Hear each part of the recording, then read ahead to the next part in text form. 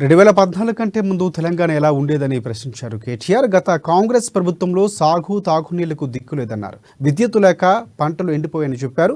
ఎక్కడ చూసినా ఆత్మహత్యలు, ఆకలి కేకలు ఉన్నారు. నల్గొండలో ఫ్లోరిన్ తప్ప ఏమొచ్చిందని ప్రశ్నించారు. అయితే కేటీఆర్ మాటలకు మంత్రి భట్టి కౌంటర్ ఇచ్చారు. బీఆర్ఎస్ నేతలు విమర్శలకు పోవద్దని చెప్పారు.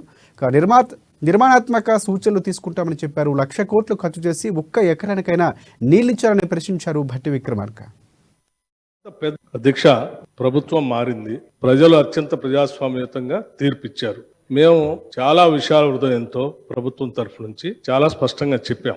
అత్యంత ప్రజాస్వామ్యయుతంగా సభను నడుపుకుందాం, ఉన్నటువంటి విషయాలపైన లోతుగా చర్చిద్దాం, నిర్మాణాత్మకమైనటువంటి సూచనలు మీరు ఏమిచ్చినా మేము తీసుకోవడానికి సిద్ధంగా ఉన్నామని చెప్తా ఉన్నాం. మొట్టమొదటి సమావేశం, మొట్టమొదటి రోజు వారు గవర్నర్ ప్రసంగం మీద ధన్యవాదాలు చెప్పే తీర్మానంలో కొంత పెద్ద మనసుతో ఈ ప్రభుత్వం చెప్పినటువంటి మాటలను స్వాగతిస్తున్నామనో, లేకపోతే అదే రీతిలో మనం ముందుకు పోదామనో అలా చెప్పుకుంటూ సభ నడిపించడం కోసం ప్రయత్నం చేయాలి. కానీ మొదలు పెట్టమే వారు అసలు ఒక దాడి మొదలు పెడితే ప్రభుత్వానికి తప్పనిసరి పరిస్థితిలో మీకు మేము అనుకున్నటువంటి ప్రజాస్వామ్యయుత సభ నడిపేదానికంటే మీకు సమాధానం చెప్పే కార్యక్రమంలో ఆ స్ఫూర్తి కూడా దెబ్బతినేటట్టుగా వారు మాట్లాడుతున్నారు. అది కరెక్ట్ కాదు. దయచేసి మీరు ఏం చేశారనుకుంటున్నారో చెప్పండి, మేము ఏం చేయాలనుకుంటున్నారో చెప్పండి.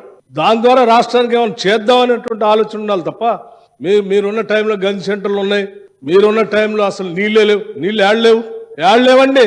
ఆర్డబ్ల్యూఎస్ పథకం ద్వారా మొత్తం రాష్ట్రంలో దాదాపు 70 నుంచి 80% నీళ్లు ఇచ్చారు. మా ఆదిలాబాద్ నుంచి నేను ఖమ్మం వరకు చెప్తాను. నేను ప్రతి ఊరితో సహా లెక్కలతో సహా చెప్తాను.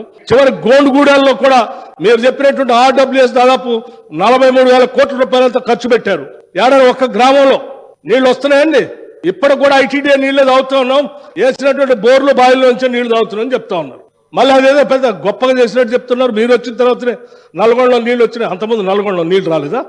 ఫ్లోరోసిస్ ఎరాడికేషన్ కాలేదా? మీరు వచ్చిన తర్వాత జరిగిందా? మీకంటే ముందే జరిగింది. మీరు ఇంకా కట్టినటువంటి ఆర్డబ్ల్యూఎస్